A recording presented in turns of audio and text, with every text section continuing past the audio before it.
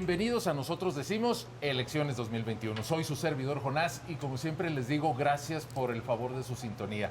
Estamos comenzando una nueva etapa, pero no solamente nosotros en Canal 10, sino toda la sociedad mexicana, porque comenzaron las campañas electorales 2021 y en ese contexto haremos un giro un tanto distinto en la información a partir de este lunes y durante los siguientes 8, porque será el periodo en el que haya elecciones, sobre todo campañas, para culminar en junio con la jornada electoral. El interés que tenemos en Canal 10 y en este espacio en el que tengo la oportunidad de conducir, pues es mostrarles a ustedes cuáles son las opiniones de los actores políticos y además ir rotando con los invitados en la medida en que los temas también lo permitan. El esquema es relativamente simple y se lo digo rápidamente antes de presentarle a quienes hoy me acompañan.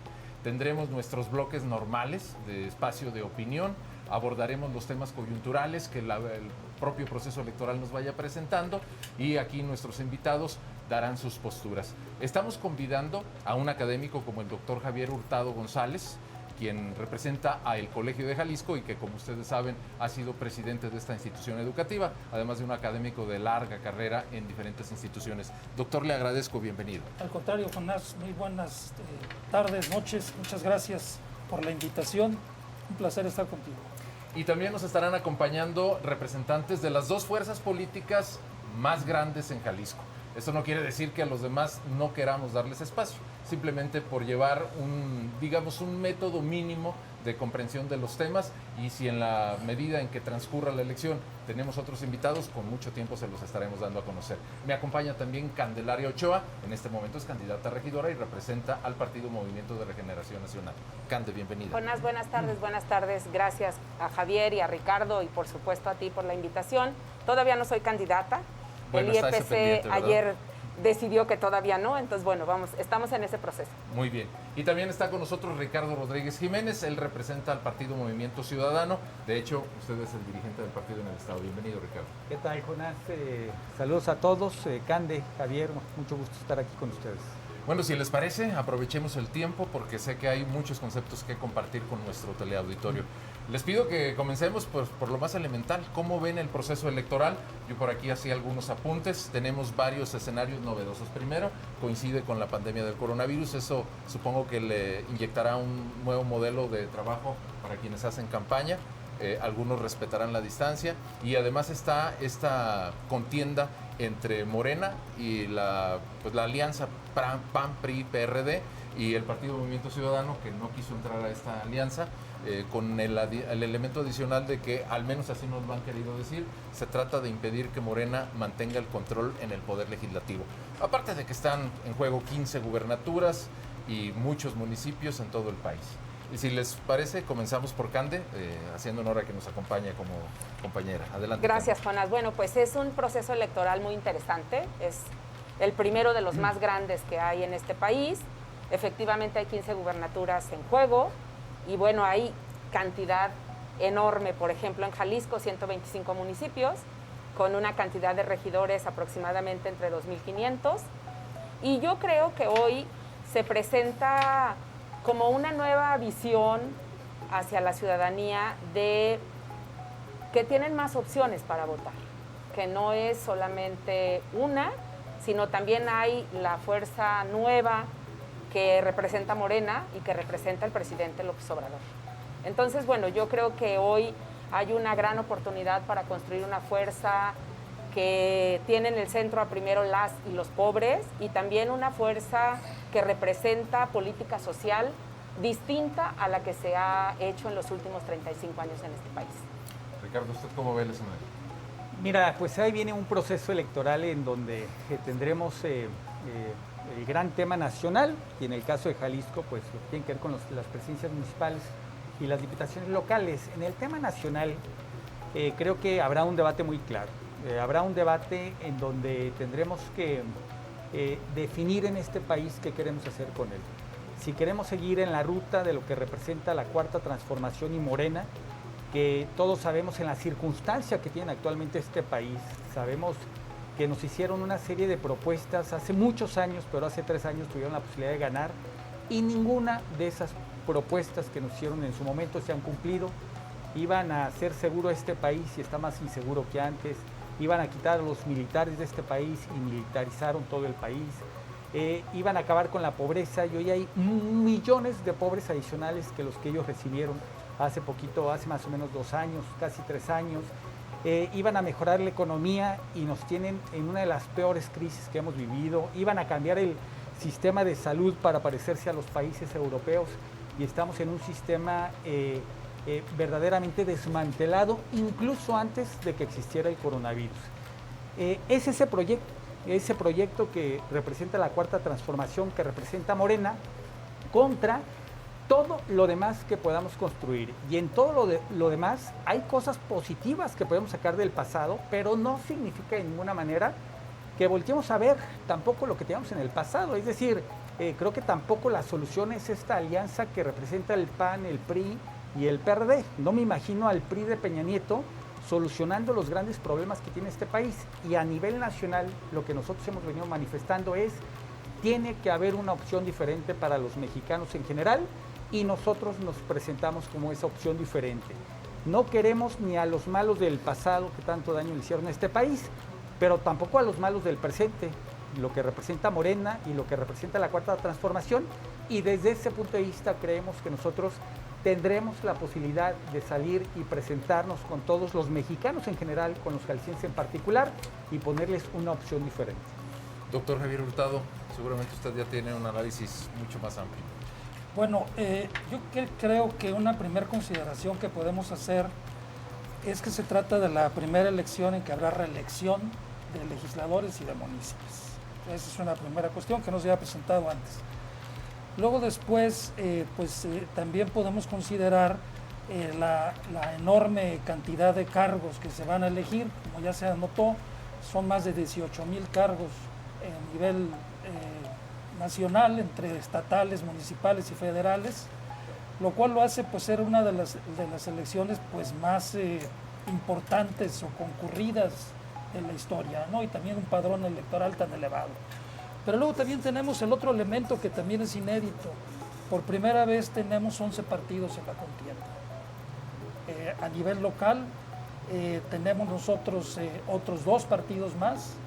Entonces, creo que esto va a traer como consecuencia una fragmentación del voto del electorado. Es imposible pensar que en estas condiciones, con tantos competidores en la contienda, se pueda aspirar a que un partido pueda con cierta seguridad obtener la mayoría absoluta me refiero. Va a ser muy difícil que una fuerza política, ya sea en los mismos estados como a nivel federal, pueda obtener la mayoría absoluta. Claro, eso no descarta que pueda haber quien triunfe por mayoría relativa, ¿sí? Entonces, a mí me parece que esas son algunas características básicas de lo que se nos presenta. Sin embargo, también quisiera yo anotar que, pues me parece que, digamos, es una elección, no obstante, con todas estas características del gran número de cargos, el padrón electoral tan enorme y abultado que se va a presentar, son más de 93 millones de mexicanos los que están llamados a las urnas. Pues no obstante eso y esa trascendencia e importancia de esa elección, pues como que no está claro qué es lo que se está discutiendo, qué es lo que se está debatiendo. Yo no lo sé.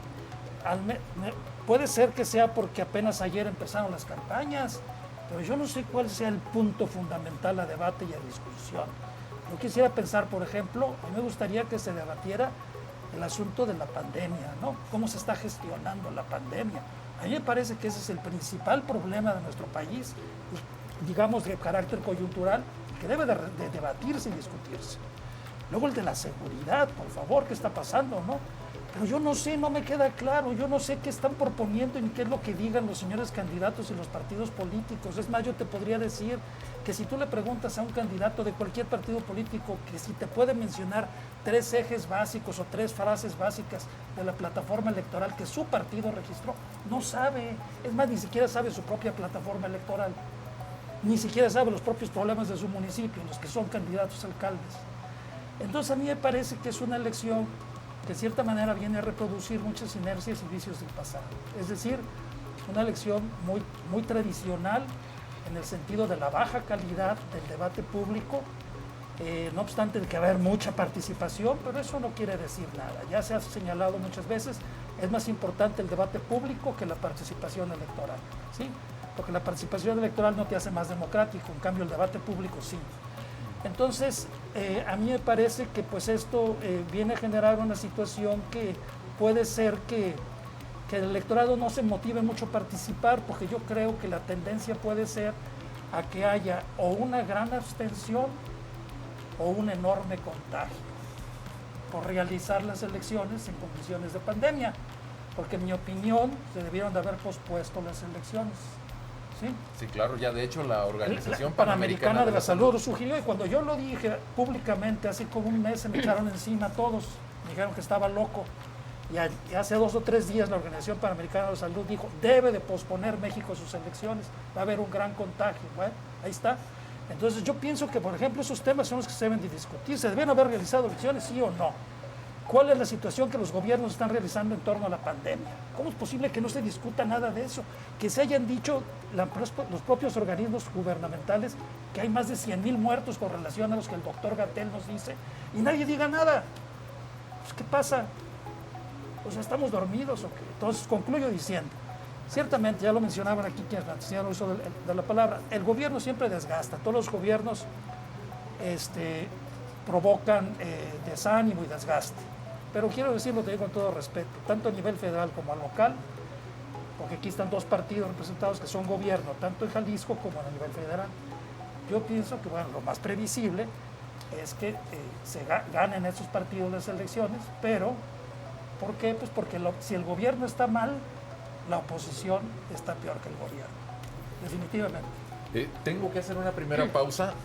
Ya estoy viendo que el tiempo nos va a alcanzar para poco, pero al regreso... No, adelante, de eso se trata. Al regreso quisiera que fuéramos a uno de los elementos que concatena lo que ustedes están planteando, la figura del presidente Andrés Manuel López Obrador. Hablemos del presidente, de lo que él representa y de cómo condiciona lo que a los diferentes actores públicos les parece que debiera suceder y no sucede. Hacemos rápidamente esta pausa. Siga aquí en Nosotros Decimos Elección 2021.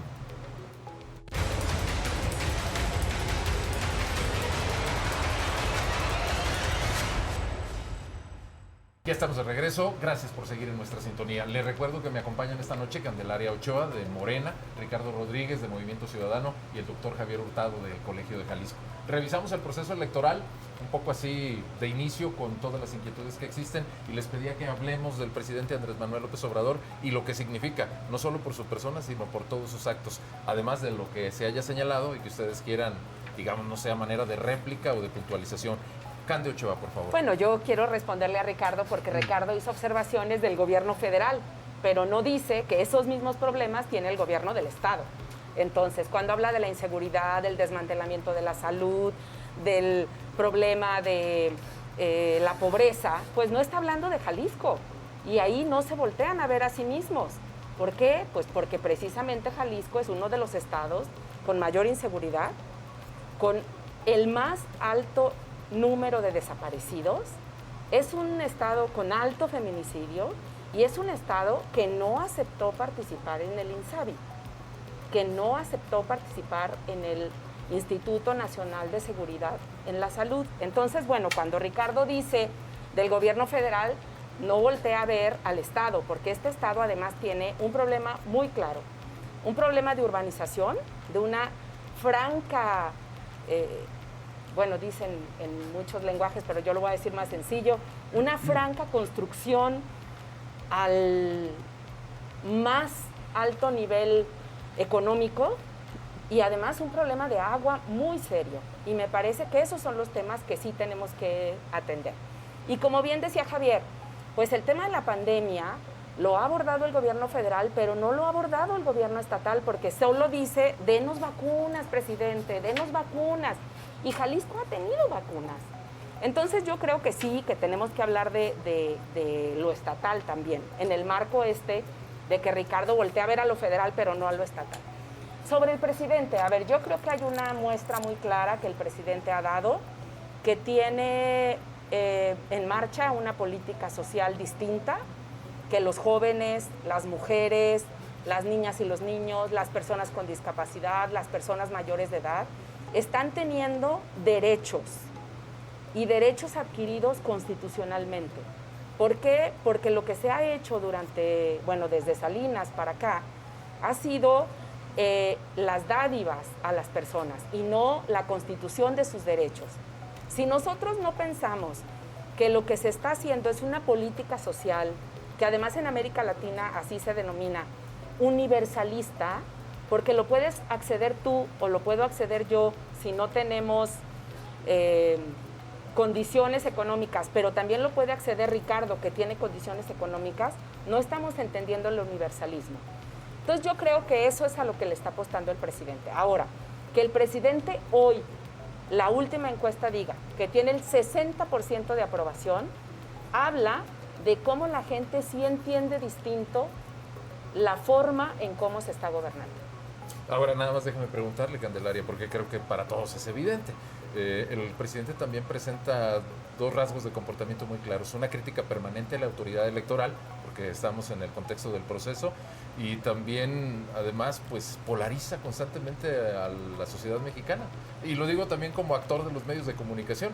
Todo lo que no sea parte de su discurso lo considera él como una actuación de adversarios. Eso también... A ver, yo creo que el presidente, y no es solo Andrés Manuel, hay muchos presidentes en el mundo que confrontan a los medios de comunicación. Trump. Pero aquí no. Por ejemplo, Fernández, el propio presidente de Francia, ¿no? Entonces, pero aquí los medios de comunicación sí pueden criticar al presidente, pero él no puede criticarlos. Y voy a decir solo una cosa. ¿Cuántas ocasiones has visto programas de izquierda o programas, entre comillas, más democráticos que no estén confrontando permanentemente al presidente? Nunca. Los medios de comunicación no se abren a otras opiniones. A mí, por supuesto, estoy encantada de que tú me invites aquí, porque además ya en otras ocasiones me has invitado, pero prácticamente no se invita a la gente que tiene una visión distinta al establishment, que tiene una visión distinta a los derechos de las minorías, que tiene una visión distinta a los derechos de las mujeres, que tiene una visión distinta sobre la política social. Entonces, o sea, siempre que alguien es confrontado, pues es un camino de ida y vuelta, porque los medios de comunicación están todo el tiempo así, pero cuando les dice, entonces ya no les gusta. Y yo creo que la libertad de expresión es eso. Lo decía yo ayer o antier en un foro con personalidades de Puebla, algo que me llama la atención. Que artículo 19 se vea confrontado le parece inconcebible. Pero que artículo 19 descalifique a la jornada, eso no es un problema. Y es también un medio de comunicación. Muy bien, digo, el tema es muy apasionante, pero A también ver. quiero escuchar lo que nos dice. Mira, Jonás, qué barbaridad acabamos de escuchar. Creo que precisamente ese es el problema que tiene este país con Morena y la Cuarta Transformación. O sea, ven natural que si un medio de comunicación conforme a su naturaleza critica al presidente, el presidente se le puede ir encima a un medio de comunicación No, encima porque no. suponen que es No una dije guerra eso. de iguales, cuando no son de iguales. No, El pero ojalá. presidente de la República es un servidor público, tiene una responsabilidad, está expuesto ante todos los ciudadanos, ante todos los mexicanos, sus instituciones, para poder ser evaluado permanentemente y para poder ser criticado. Y lo que no puede suceder es que si alguien le hace una pregunta en las mañaneras, todo el equipo del presidente y la Cuarta Transformación le ponga un operativo para desbaratarlos en su imagen personal, en todo lo positivo que tenga esa persona, los exhiben, los persiguen, los amenazan, cuando no es un tema de que un periodista o un medio de comunicación esté en la misma circunstancia de quien es la persona más poderosa desde el punto de vista del poder público en este país. Esa es una barbaridad. Pero déjenme, voy al otro tema. Miren, precisamente de qué se va a tratar este proceso electoral en Jalisco. Se va a tratar de dos visiones. De las visiones de quienes, conforme lo está diciendo Cande, su único objetivo es defender los intereses de Morena y de la Cuarta Transformación que representan allá en la Ciudad de México, y de quienes queremos defender los intereses de Jalisco contra todas esas cosas negativas que ellos representan. Creo que ese es el gran debate que vamos a tener en este proceso electoral. Y aquí en Jalisco, con el riesgo que significan los regionalismos, lo que nosotros hemos dicho es, vamos a hacer todo lo que nos corresponde por defendernos de todos esos excesos que representa hoy la Cuarta Transformación y el gobierno que tiene Morena. ¿Qué vemos en el presidente hoy en día? Bueno, vemos a un presidente autoritario, antidemocrático, que se ha dedicado a destruir instituciones, totalmente centralista, como no lo habíamos vivido en muchos años en este país, y que al final de cuentas representa lo peor de los gobiernos del PRI de los años 60 y 70. Precisamente a lo que estábamos obligados aquí en Jalisco, todos los ciudadanos, es a evitar que ese modelo de gobierno que representa la Cuarta Transformación y Morena pueda llegar a gobernarnos aquí. Ahora sí, que las circunstancias nos libren. Doctor. Bueno, yo creo que la relación poder-medios de comunicación en los diferentes ámbitos, incluso en el espacio municipal, estatal y federal, pues nunca ha sido cordial, nunca ha sido, digamos, respetuosa. ¿La muestra aquí? O sea, lo que ocurre a nivel federal ocurre en otros ámbitos de gobierno, ¿no? Con sus diferentes graduaciones. Entonces, eso ha sido una constante, digamos, no tenemos definitivamente por qué sorprendernos, porque como dijera, bueno, estamos en tiempos aquí de Semana Santa y de cosas de estas, de Pascua, pues el que esté libre de culpa que lance la primera piedra, ¿verdad? Claro. Entonces, pues yo creo que en esa hay que andarse con cuidado. Entonces, con lo que respecta al presidente López Obrador en este contexto, en este proceso, pues a mí me parece que está reproduciéndose lo que ocurrió en el gobierno de Fox, o sea que el presidente de la República tenía una intervención en el proceso electoral. Para bien o para mal, el presidente de la República, López Obrador, está teniendo una intervención en el proceso electoral, que pudiéramos nosotros desde cualquier óptica o punto de vista pues criticarlo o justificarlo, ¿no? Creo que ayer o hoy acaba de decir, si la autoridad electoral no va a sancionar y a castigar la entrega de despensas y la compra de votos, yo lo voy a denunciar, yo voy a actuar y voy a proceder. Bueno, entonces cualquiera pensaría ahí, bueno, es una persona comprometida con la democracia, es una persona que comprometida con que terminen ese tipo de viejas prácticas, pero sin embargo como que está ejerciendo atribuciones que no le corresponden. Entonces yo sentiría que sí, definitivamente el presidente de la República, pues para bien o para mal, va a ser un referente en este proceso electoral, porque como quiera que se quiera ver, para Morena es su principal activo, y es un líder político que tiene más del 60% de las preferencias. ¿Por qué? Pues no lo sé, hay muchas interpretaciones con relación a eso, ¿no? Pero de que eso es un hecho, y que la gente le cree, eso es cierto. Entonces, pues, y me da a mí la impresión que incluso Morena no ha sabido explotar bien eso, lo digo con toda confianza, ¿no? Pero así como en el pasado el PRI se ligaba su discurso a la figura del presidente de la República, pues hoy yo creo que puede pasar lo mismo, porque el presidente López Obrador es un referente tanto para bien o para mal. Confronta ciertamente, pero mal que bien es un ejecutivo que tiene uno de los índices de aprobación más altos que ha tenido un presidente en México y ahorita actualmente a nivel internacional. Eso a la hora de las elecciones va a contar. Voy a hacer una nueva pausa, sé que ya hay muchos temas efervescentes, dejo el planteamiento para el siguiente segmento, además de lo que ustedes quieran añadir. Bueno, pues también empezamos la elección en Jalisco con un escándalo. El Instituto Electoral retrasó su calendario, sesionaron durante horas y suspendieron varias planillas, 21. Estamos hablando solamente de candidaturas a alcaldías, y pues ya lo están acusando de terrorista democrático y también de corrupto a nuestro árbitro electoral. Ya ustedes me dirán qué opinan. Rapidísimo, una pausa. Esto es Nosotros Decimos Elección 2021.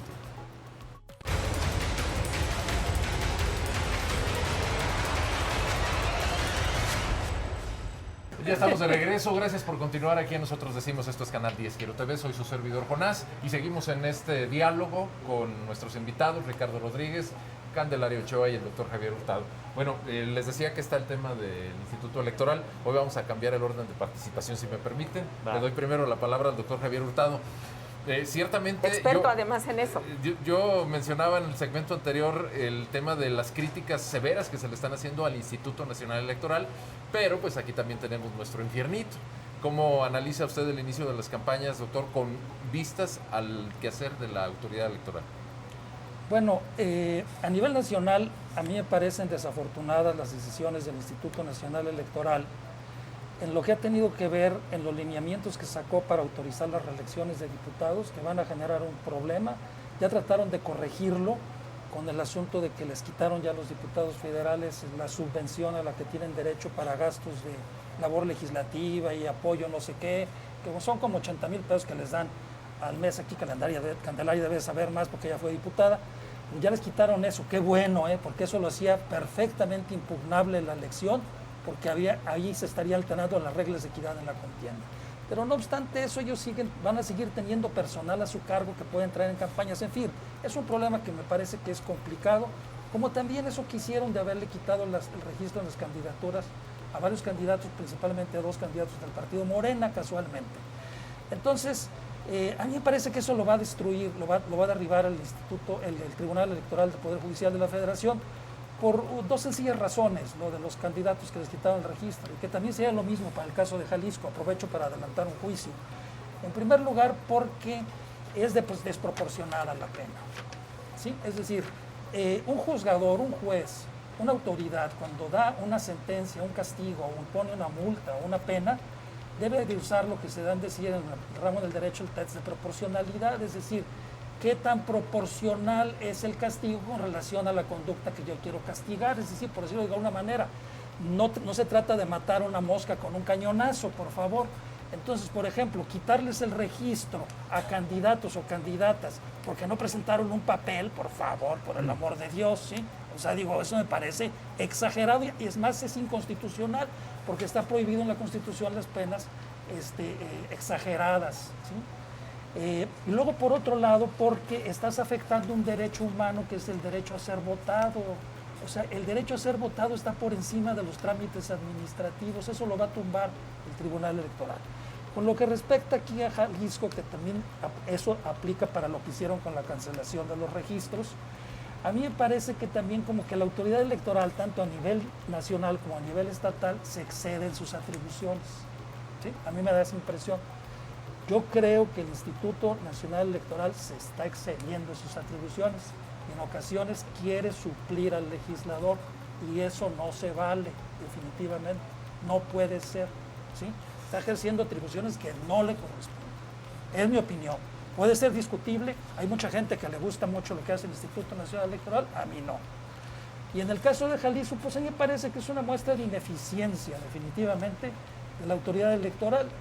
Me extraña, no sé cómo, si tienen un presupuesto suficiente para que cumplan bien con sus funciones, cómo no pudieron poner el personal necesario para revisar con oportunidad cada uno de los documentos y avisarles antes de que venciera el plazo a los interesados o a los partidos para que suplieran esas deficiencias de papeleo. Entonces, yo creo que, bueno, son gajes del oficio, pero esto tiene que ver también con lo que decía en un principio, con la gran cantidad de partidos que están compitiendo y el gran número de candidatos. Si fueran los partidos de hace 3 años o hace 6 años, 8, 9 partidos, no habría problema. Pero hoy, aquí que son 13 partidos, oye, entonces sí que se pone difícil, ¿no? Y eso multiplícalo, son casi 1.500 cargos de regidores y municipios y síndicos los que están en juego en Jalisco. Entonces, revisar cada expediente sí está complicado. Ricardo, hoy la vamos a Sí. Adelante, Ricardo, adelante. A ver, miren, a mí en primer lugar lo que me preocupa es este ambiente que se está creando a nivel nacional y a nivel estatal por parte de Morena, de que las instituciones que nos hemos dado, las instituciones que nos ayudan a cuidar la democracia en este país, que antes era el Instituto Federal Electoral, ahora el Instituto Nacional Electoral y en este caso el Instituto Estatal y de Participación Ciudadana, se les está cuestionando de entrada como para querer hacer ver que habrá procesos no democráticos y creemos para intentar justificar las derrotas electorales que va a tener Morena el próximo junio. Eso parecería, porque a nivel nacional se han ido con todo contra el Instituto Nacional Electoral y contra sus consejeros. Y aquí a nivel local, ¿qué pasó? Miren, ciertamente hubo un tema extraordinario, caótico y lamentable. Hubo una sesión para autorizar registros que se tardó, en lugar de 3-4 horas, 30 horas estuvimos ahí siguiendo esa sesión. Pero ¿cuál fue el motivo de ese caos que hubo en el instituto? Y está bien sencillo de explicar. Fíjense, los 13 partidos que hablaba el doctor teníamos la posibilidad de hacer nuestros registros de nuestros candidatos a las presidencias municipales del 1 al 21 de marzo. 21 días y efectivamente para llevar más o menos hasta 2,000 expedientes de los candidatos a las presidencias municipales, diputados y demás.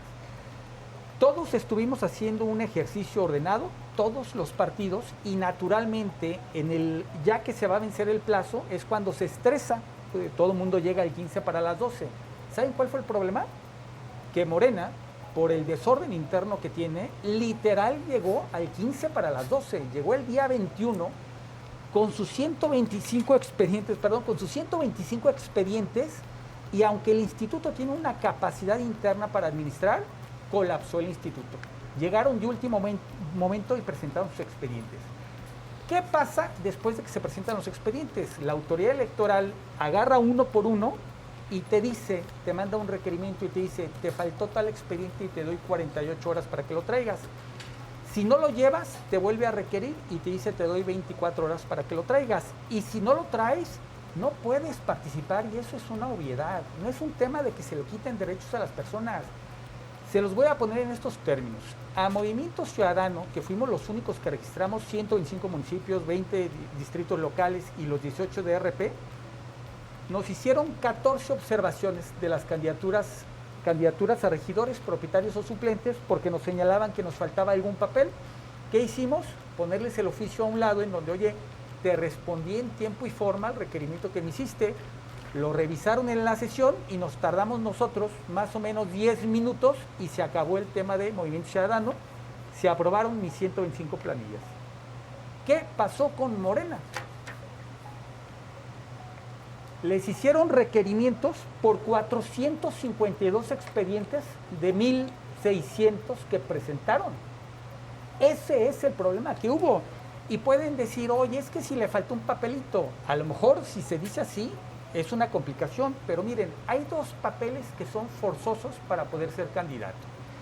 La aceptación del candidato, un formato que uno tiene que decir, sí quiero ser candidato a regidor, propietario, suplente, presidente, y la firma del representante del partido político en donde dice, por mi partido, él va a ser candidato, y lo firmo. Esos dos se tienen que firmar. Son los formatos 3A y los formatos 3B. Vean lo que les faltó, 3A, 3A, 3B, 3A, 3A, 3B, 3A, 3A, 3B, todos. Es decir, fueron a registrar candidatos que no firmaron sus formatos para aceptar ser candidatos o que los dirigentes no firmaron para que fueran los candidatos por Morena. Ese es el problema.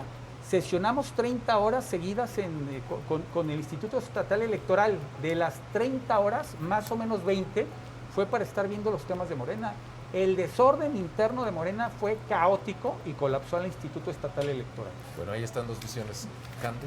Bueno, yo sobre el Instituto Nacional Electoral no quiero repetir lo que ya Javier lo dijo muy bien. Me parece que hay una visión muy corta de las atribuciones que tiene y que yo creo que eso lo va a desgastar y lo ha desgastado. Y es una pena porque Lorenzo Córdoba llegó con mucha legitimidad y desafortunadamente esa dinámica que ha estado teniendo el Instituto Nacional Electoral pues ha llegado a lo que ha llegado. Entonces ya no quiero repetir, me parece que lo dijo muy bien. Sobre el Instituto Estatal Electoral, a ver, a mí personalmente me requirieron 3 veces en momentos distintos. Primero, la declaración patrimonial, porque yo había sido funcionaria federal. Después el 3 de 3, que lo entregué. Y después la aceptación de la candidatura. Como bien dice Ricardo, hay 3 documentos básicos que estaban en tu expediente. La aceptación de la candidatura, el 3 de 3 y tu INE certificada, además del acta de nacimiento. Si en un momento vieron que yo tenía faltante el 3 de 3, que además no lo tengo faltante, primero porque yo soy una luchadora contra la violencia hacia las mujeres hace años, así que yo también promoví el 3 de 3 contra la violencia, entonces no lo debía haber tenido faltante. Y si vieron que además faltaba la aceptación de la candidatura, ¿por qué no me dijeron en ese momento? O sea, ¿por qué fue en tiempos distintos? O sea, plan con maña, una piensa mal. ¿Lo dice o lo pregunta? No, lo pregunto, porque es para pensar mal. Y punto número 2, me parece que, como bien lo dijo Javier, por supuesto, si el Instituto Estatal Electoral sabía que iba a tener una cantidad impresionante de expedientes, porque iba a tener 13 partidos, y eso lo sabía hace mucho, desde que les dio el registro. Más los independientes. Más los independientes, sabía que iba a necesitar mucho mayor personal. Y así hubieran llegado 5 minutos antes, su tarea es esa. Su tarea es la única que hacen en el proceso electoral.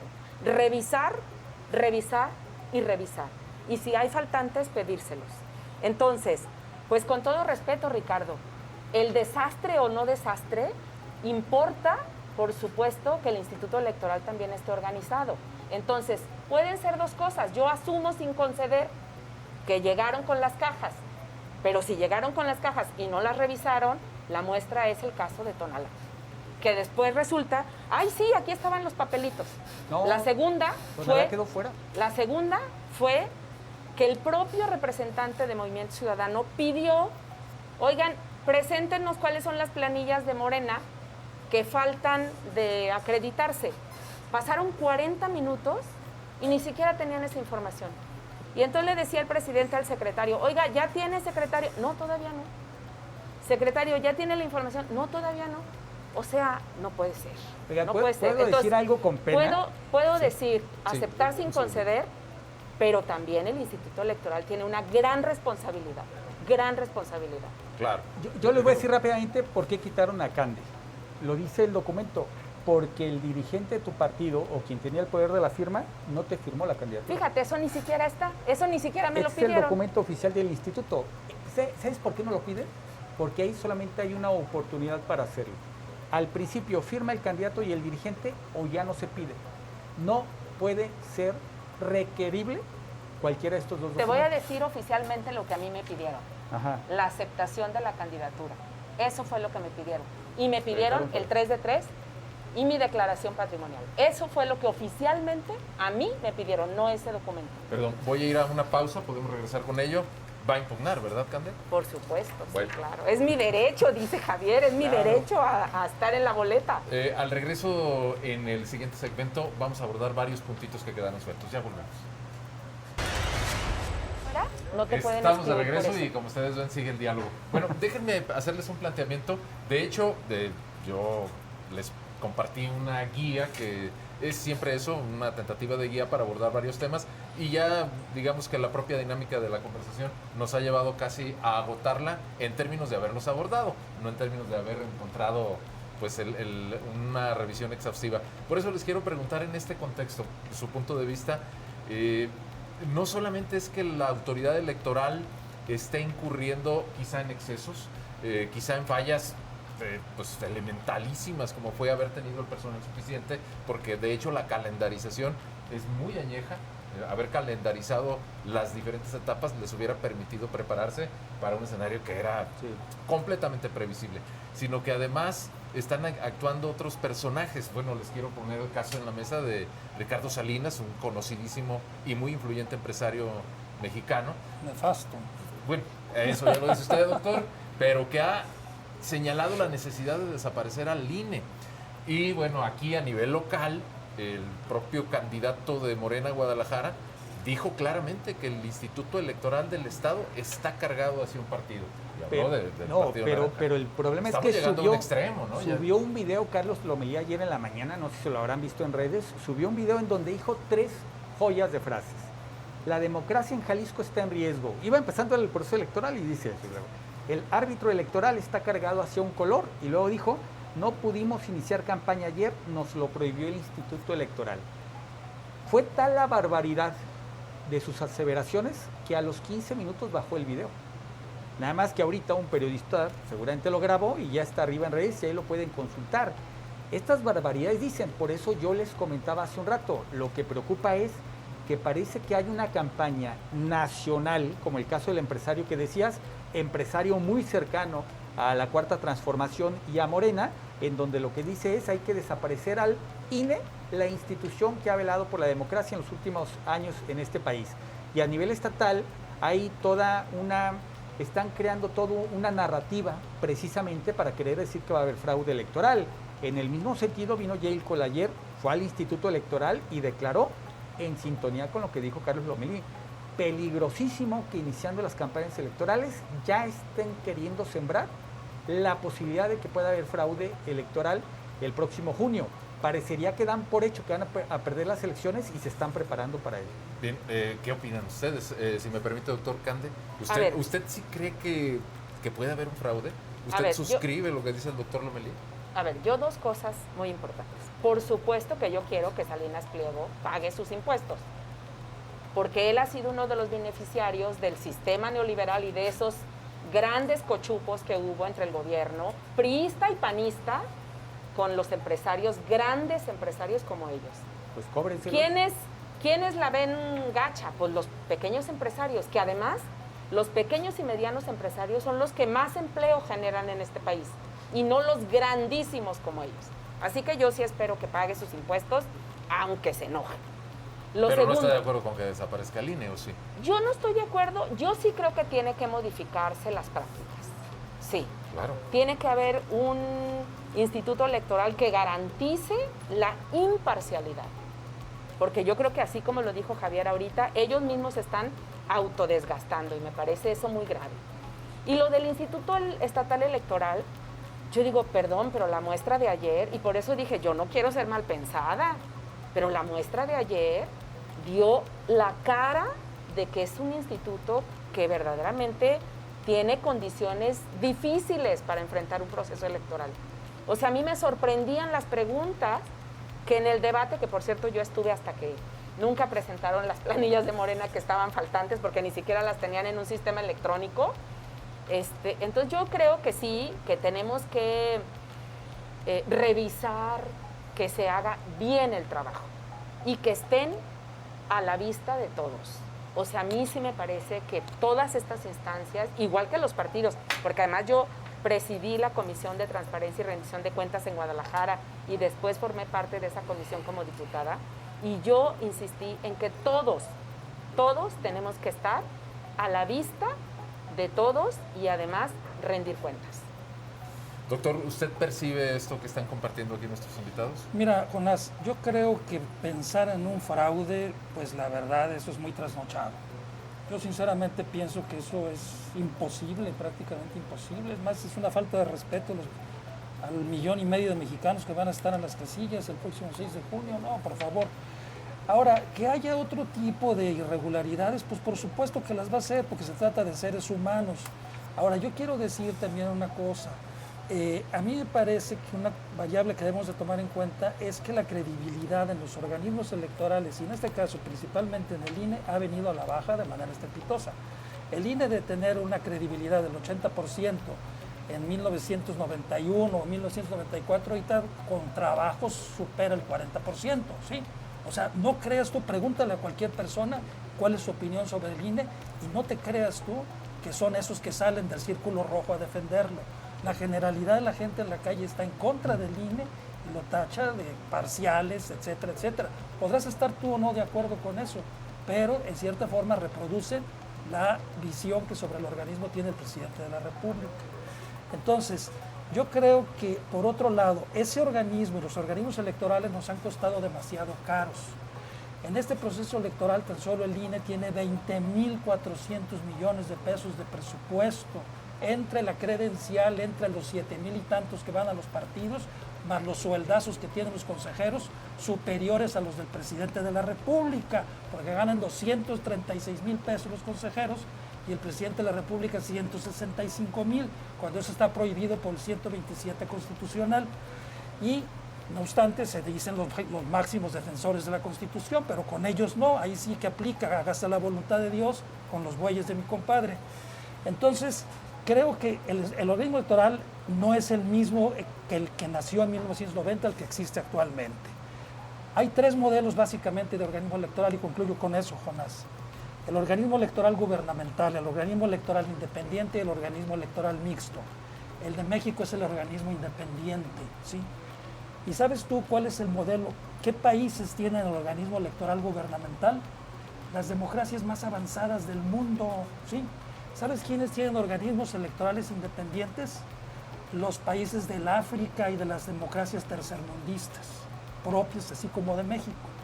Este instituto, en vez de ser un orgullo, ¿sí?, ese mastodonte que hemos convertido y construido a la desconfianza y que nos cuesta miles de millones de pesos a los mexicanos, ¿sí?, y para que a final de cuentas no puedan realizar unos registros de candidaturas, por favor, cuando los soples famosos se llevan más de 9,000 millones de pesos de financiamiento, aparte de los 20,000 del INE, entonces pues estamos hablando mal, porque no siempre lo que es caro es de calidad. Nuestra democracia no es buena y la manera como cumplen sus obligaciones constitucionales los organismos electorales no es de lo más acorde con lo que establece la ley y con lo que deberíamos esperar los mexicanos, por lo que nos cuestan un dineral.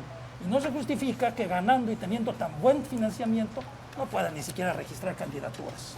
Pues ahí están las opiniones, las posturas. Por fortuna hay más tiempo que vida. Hoy estamos llegando al final del programa. Con mucho gusto les reiteramos la invitación para la semana próxima. Les agradezco mucho, doctor Javier Hurtado, Contrario. Candelaria Ochoa, Ricardo Rodríguez. Un gusto. Ahí quedan las posturas. Sé que van a guardar muchas cosas para Vamos la a semana afinar próxima. los puntos para la Finalmente, siguiente. como dijo el presidente López Obrador, su pecho no es bodega. Yo me despido y les agradezco mucho la compañía que ustedes nos brindaron. Aquí nos vemos la semana entrante. Nosotros decimos elección 2021. Muchas gracias.